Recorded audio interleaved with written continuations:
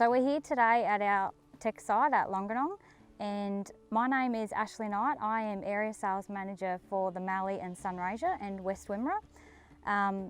We are standing in one of our untreated plots of wheat, and I'll hand over to Jack to talk about what we're seeing here today.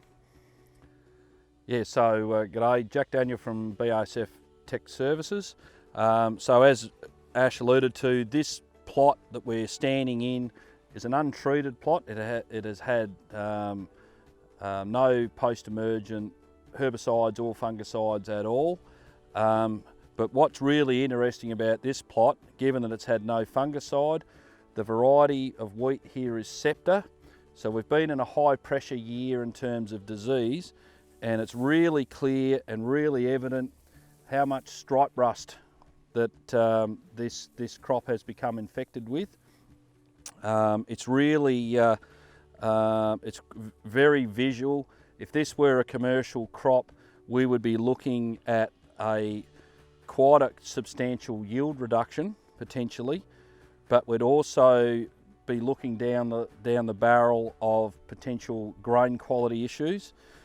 The problem with stripe rust, and certainly in a severe infection like this, we're seeing heavy level of infection on the flag leaf.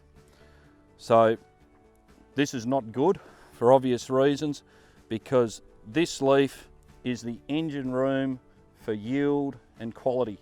This leaf on the wheat plant does most of the heavy lifting, and that is why it's very, very important that we have a fungicide strategy and the correct timings and the correct application of the right fungicide to make sure that this leaf develops disease-free.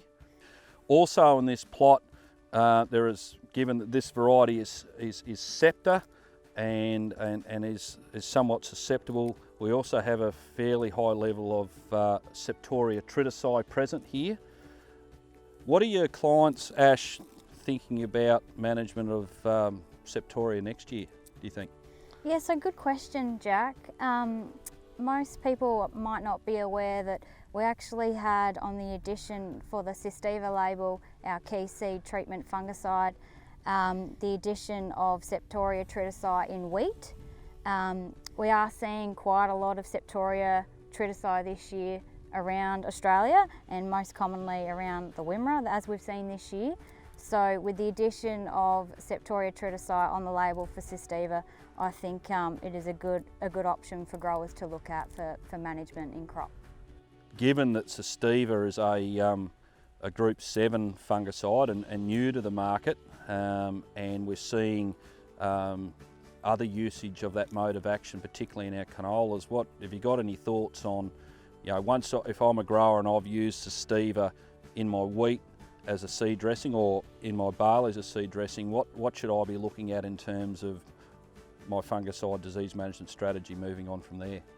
Yeah, that's another good question. So a good option in crop is one of our key fungicides in broadacre called Opera.